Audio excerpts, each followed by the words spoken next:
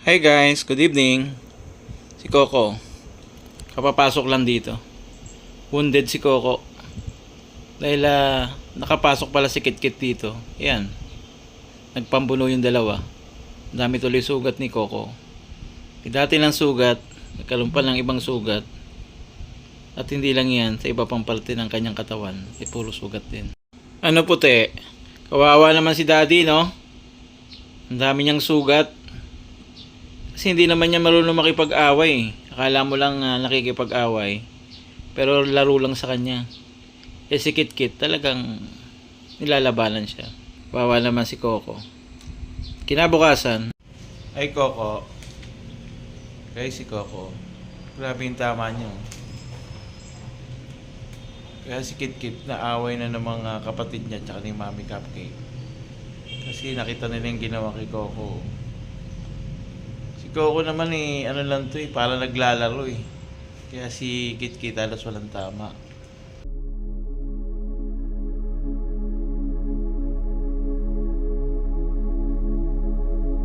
Kitkit naman, yung ginawa naman kay Coco. Tapos di maidilot ang mata, kawawa naman. Ganyan lang siya kahit nasa labas. Hihimik lang tuloy siya.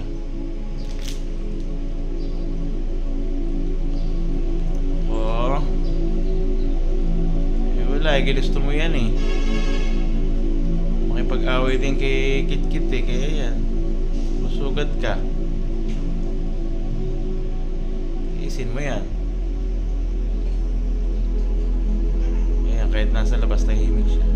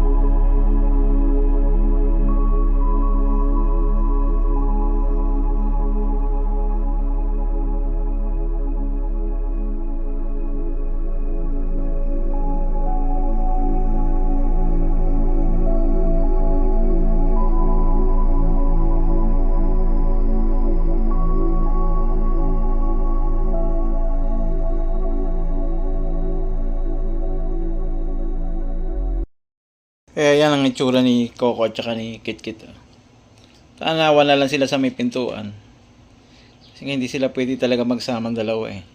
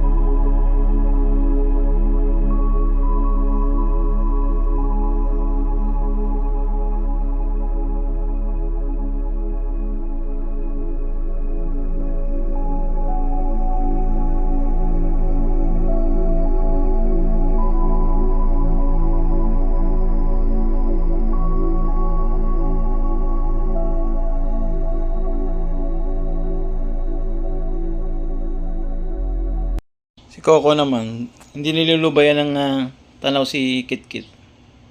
Yan, nandito lang siya sa may pintuan. Kahit yung kanyang mukha ay talagang puro bangas eh.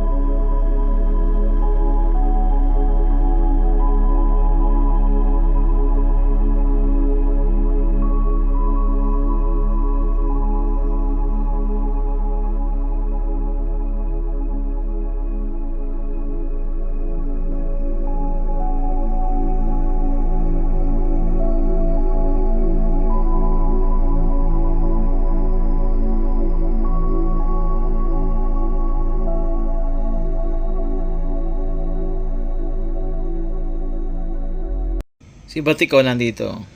Pati si Cookies. Kanina nagpunta rin si Mami Cupcake. Kino-comfort niya si Coco. Si Coco naman, ayan, relax na siya. Kanya nga lang talagang ininda niya yung tama niya kay Kitkit eh.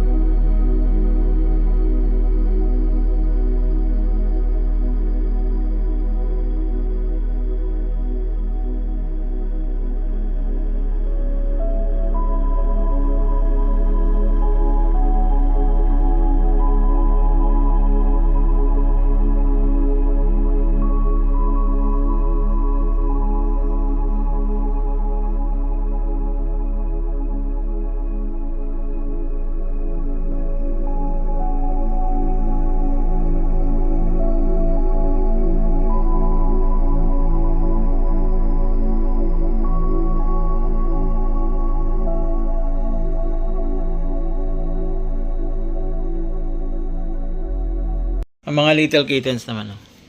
Aliw na aliw dito sa box. Nakakita ko ng isang box. Kaya binutasan ko. Tuwan-tuwa naman sila nag-i-stay dito. Ayaw nila rin tumulog sa kanilang tulugan talaga eh. Paggabi lang natin nilalagay doon.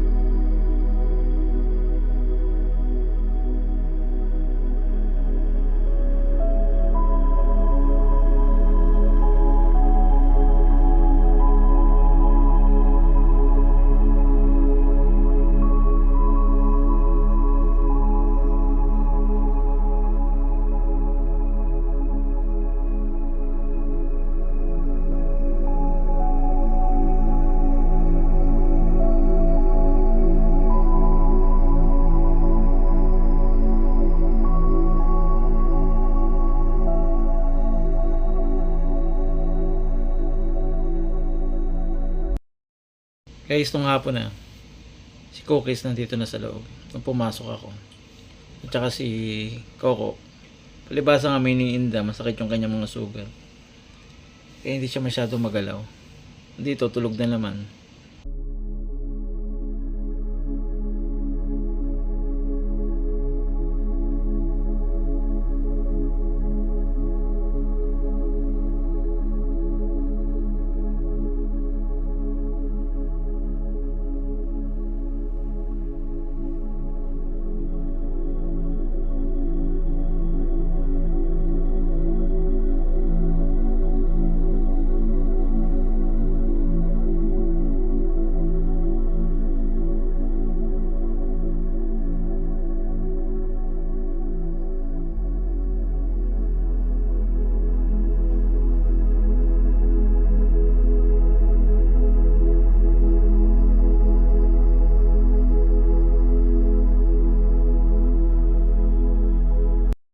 Kit-kit. O, dyan ka na lang ha. Huwag nang lalayas. O, kita mo si Kuya Coco. Ang daming tama. Nandun sa loob. Ikaw naman eh. Punong-puno ka ng pagmamahal. Hindi mo minamahal si Kuya Coco. Yun, ang dami tuloy niyang tama. Huwag ka nang lalayas. Dyan ka na lang ha. Yan guys, si Kit-kit. Malambing naman siya. Kanya nga lang dahil sa kanyang ginawa, pati mga kapatid niya, tsaka si Mami Cupcake niya, galit sa kanya. Guys, salamat sa inyong panonood ng vlog ni Coco. At naway magkasundo na si Kit-kit at tsaka si Coco. Salamat sa inyong panonood. Bukas ulit. Bye!